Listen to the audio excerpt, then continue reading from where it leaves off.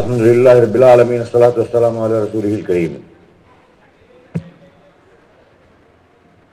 গণমাধ্যমে সম্মানিত ভাই বোনেরা এবং প্রিয় দেশবাসী, আসসালামু আলাইকুম ওয়া রাহমাতুল্লাহি ওয়া বারাকাতুহু।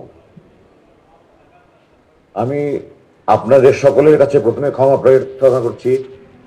আমি প্রায় 25 দিন হলো মুক্তি পেয়েছি, কিন্তু আমার শারীরিক এবং মানসিক অবস্থার কারণে আমি এখনো চিকিৎসাধীন আছি। আমি এই বিলম্বের কারণে আপনারা অনেক প্রতীক্ষা করছেন, অনেক দিন থেকে অপেক্ষা করছেন, আমি জানি। আমি আপনাদের কাছে আগে আসতে না পারায়, আগে আপনার সাথে কথা বলতে না পারায় আমি আমার ক্ষমা প্রার্থনা করতে, আপনারা আমাকে ক্ষমা করবেন। আমার আন্তরিক ইচ্ছা থাকা সত্ত্বেও আমি কথা বলতে পারিনি। এখনো আমার শারীরিকভাবে সম্পূর্ণ সুস্থ নয়, আমি চিকিৎসাধীন রয়েছি। তবে আমার সাধ্য চেষ্টা করবো আপনাদের সাথে আমার আমার কথা তুলে ধরার। আমার বক্তব্য শুরুতেই আমি এই দ্বিতীয় মুক্তিযুদ্ধের বীর শহীদদের প্রতি আমার সশ্রদ্ধ সালাম জানিয়ে আমার বক্তব্য শুরু করছি। এবং স্বাধীনতার শহীদদের আত্মার মাগফিরাত কামনা করছি। শোক সন্তপ্ত পরিবারের সদস্যদের প্রতি খুবই সমবেদনা প্রকাশ করছি এবং সরকারের পরিবারদের যথাযথ ক্ষতিপূরণ প্রদানের জন্য।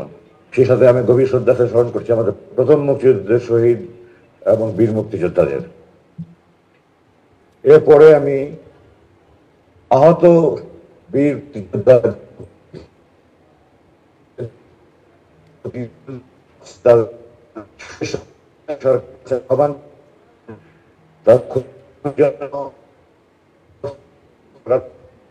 আমি আশা করি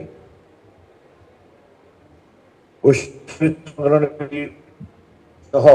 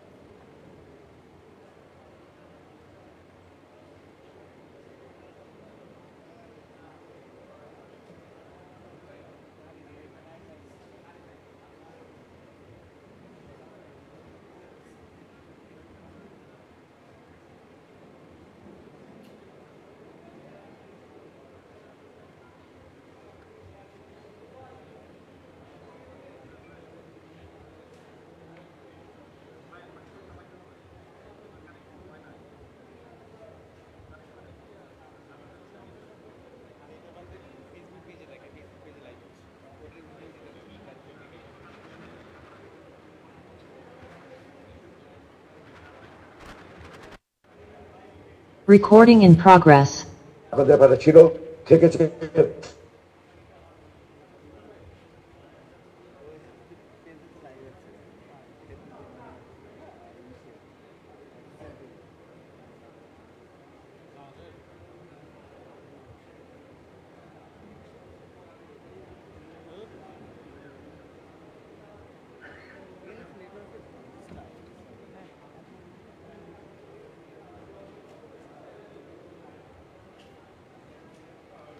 আমি অন্তর্বর্তীকালীন সরকারের প্রধান ডক্টর ইউনূস সহ সকল উপদেষ্টাদের প্রতি আন্তরিক অভিনন্দন জানাচ্ছি।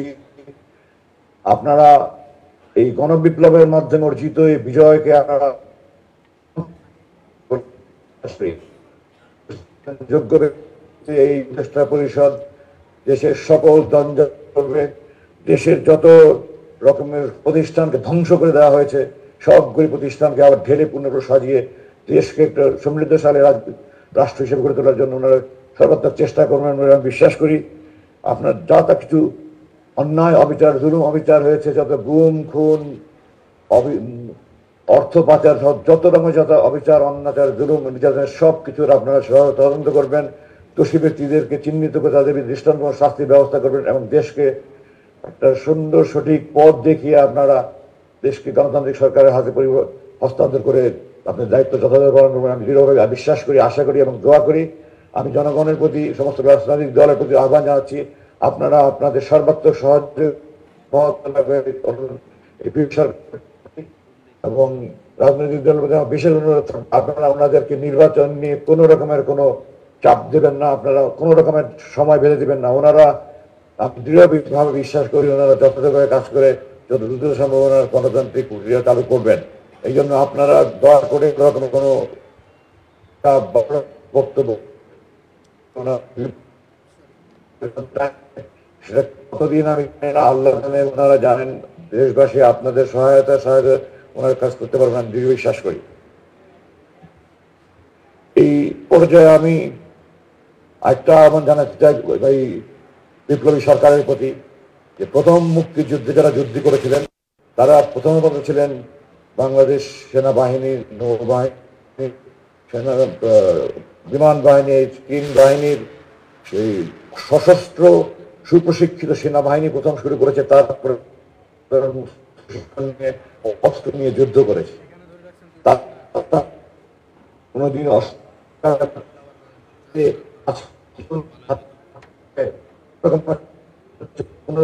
ছাড়া নিজের বুক ছাপিয়ে পড়ে তারা করে দেশ স্বাধীন করেছে, এদের অবদান অনেক বেশি বলে আমি মনে করি। এবং এই জন্য জোর দাবি জানাই যে প্রথম মুক্তিযুদ্ধে যেমন শহীদ এবং বিভিন্ন বীরত্বপূর্ণ দায়িত্ব পালনের জন্য বীর শ্রেষ্ঠ, বীর উত্তম, বীর বিক্রম, বীর প্রতীক খেতাব দেওয়া হয়েছে, এই তৃতীয় মুক্তিযুদ্ধের শহীদদের প্রতি আবু সাহিদ সহ শহীদ এবং অন্যান্য যারা আহত হয়েছে তাদেরকেও যথাযথভাবে এই সাহসিকতাপূর্ণ খেতাব, বিশিষ্ট, বীর উত্তম, বীর বিক্রম, বীর প্রতীক যথাযথভাবে সরকার একটা কমিটি করে যাকে যে যেটা প্রাপ্য সেই খেতাব দেওয়ার জন্য আমি দৃঢ়ভাবে আহ্বান জানাচ্ছি। আমি আমার মূল বক্তব্যে যাওয়ার আগে আরো দু একটা বলতে চাই। প্রথম হলো আমি আমার 57 জন শহীদ বিডিআর নির্মম হত্যাকাণ্ডের 57 জন শহীদ বীর ভাইয়ের রূপতে বদলা চাই। কোরআনে আছে খুনের বদলা খুন। আমার এই 57 জন আমার কলিজার টুকরা ভাই বাংলাদেশ সেনাবাহিনী কেন কোন সেনাবাহিনীতে general Shakil, general colonel Gulzar, colonel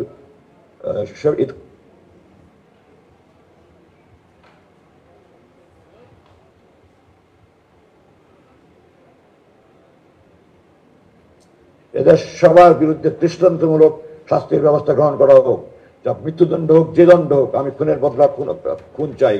যারা খুনি দোষর সবার প্রকৃত তদন্ত করে আমাদের বের করে বিচার কাজ পূর্ণভাবে সম্পূর্ণ করতে হবে। এটার জন্য আমি সরকারের প্রতি আহ্বান জানাই এবং এর সাথে এও জানাই যে যে সেই পূর্ববর্তী সরকার সময় যে তদন্ত কমিটি হয়েছে তার পূর্ণাঙ্গ রিপোর্ট প্রকাশ হোক এবং যারা তদন্ত করেছেন তারা যদি দায় সারা গথে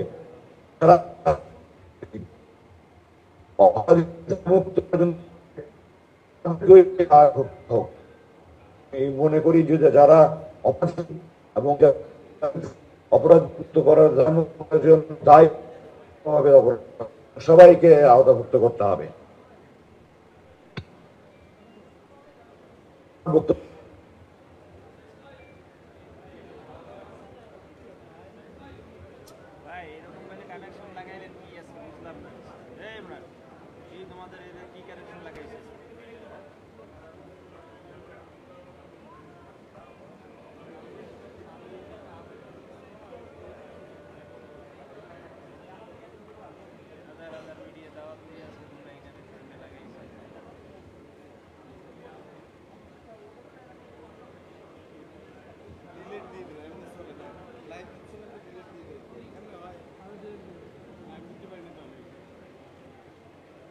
all system.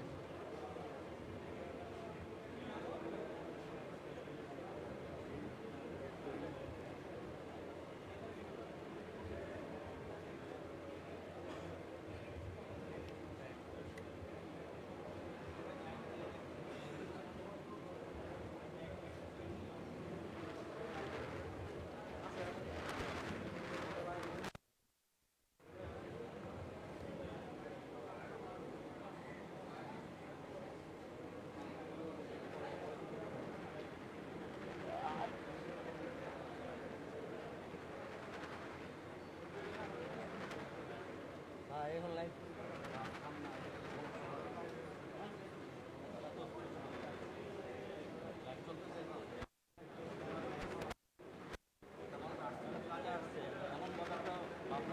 হ্যাঁ এটাই ভালো